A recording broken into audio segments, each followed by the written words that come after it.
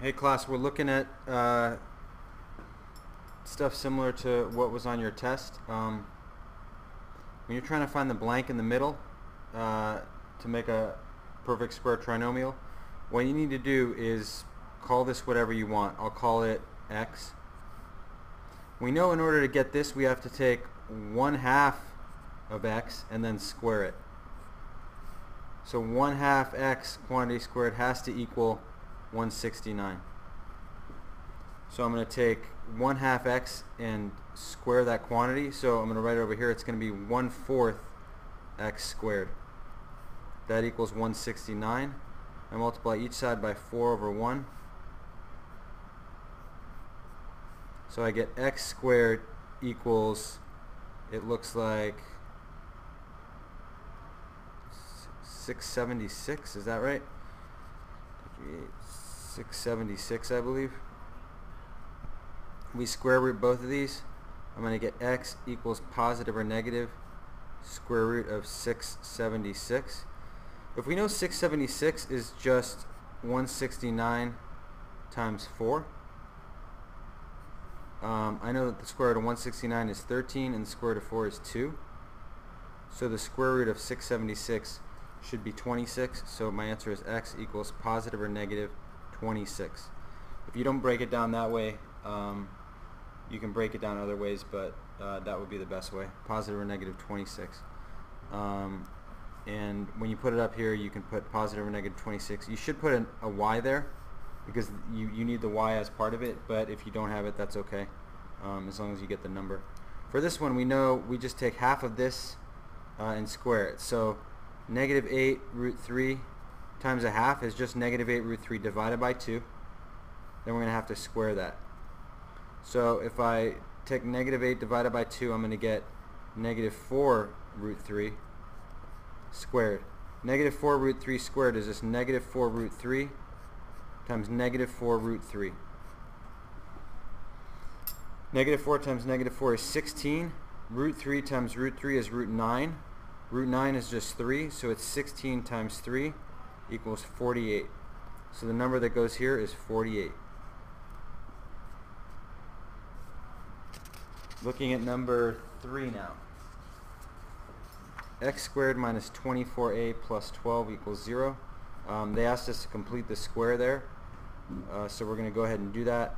I'm going to subtract 12 on both sides to create room. So I have x squared minus 24a plus something equals negative 12.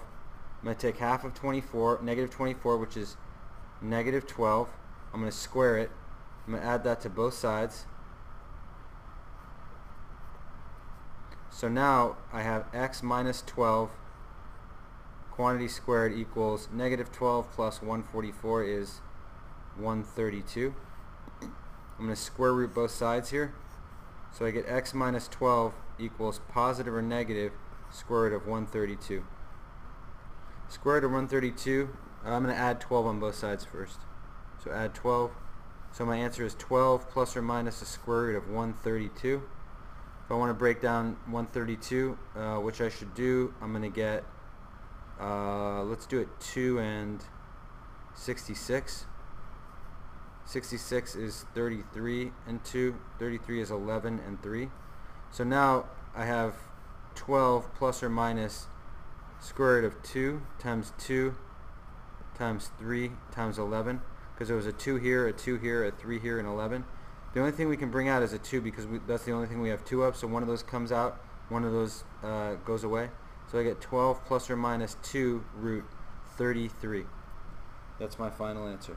Number 4 we can do any way we want, even though technically we were supposed to complete the square, but we can do it however we want.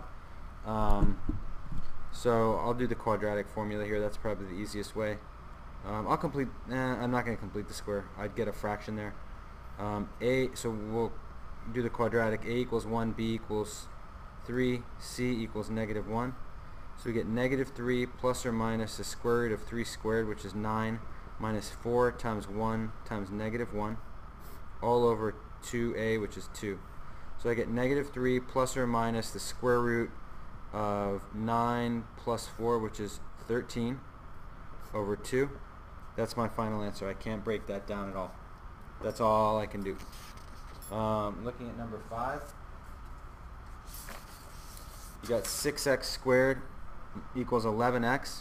There's no c here, so the best way for us to do this is just factor it by getting everything to the same side.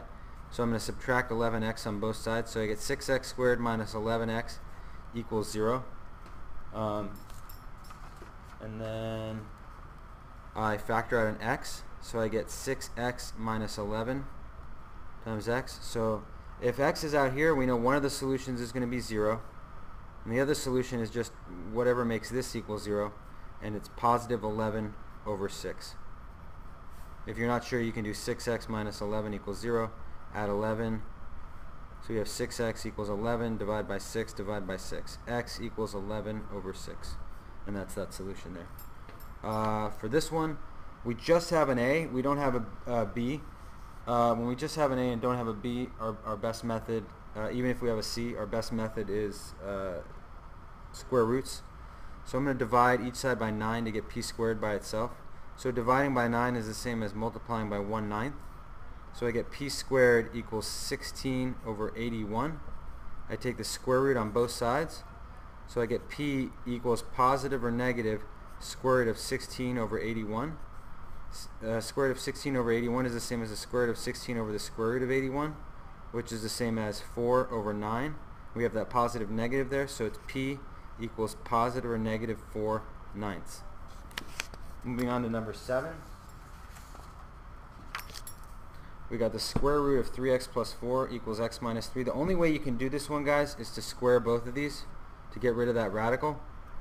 So I end up with 3x plus 4 equals, and I'm going to FOIL this, it is not x squared minus 9. It's x squared minus 6x plus 9. Remember, anything squared is itself, it's times itself.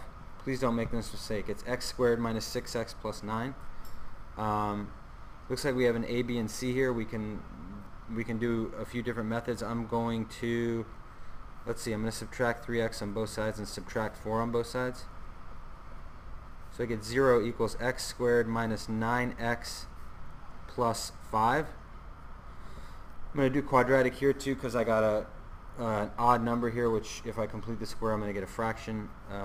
So let's just do the quadratic formula. A equals 1, B equals negative 9, C equals 5. So I get negative 9, so that's 9 plus or minus the square root of negative 9 quantity squared is 81 minus 4 times 1 times 5 all over 2a, which is 2. So I get 9 plus or minus the square root of 61 over 2. I can't break 61 down. It's prime, I believe.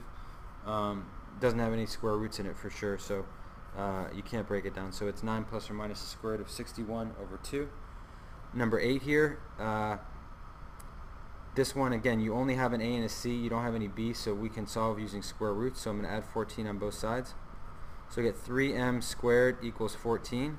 Divide by 3, divide by 3. M squared equals 14 over 3. Square root, square root. If you need to, you can leave it like that, but the true correct answer is m equals positive or negative square root of 14 over the square root of 3. Then I have to rationalize the denominator by multiplying it by itself. So now I have the square root of 42 over 3. 42 is just 7 times 2 times 3, so I can't break anything down up there. This is our legit final answer. This you'll still get credit for because we haven't learned that specifically to my knowledge. Number 9, I'm going to stop and continue on number 9 on the next video.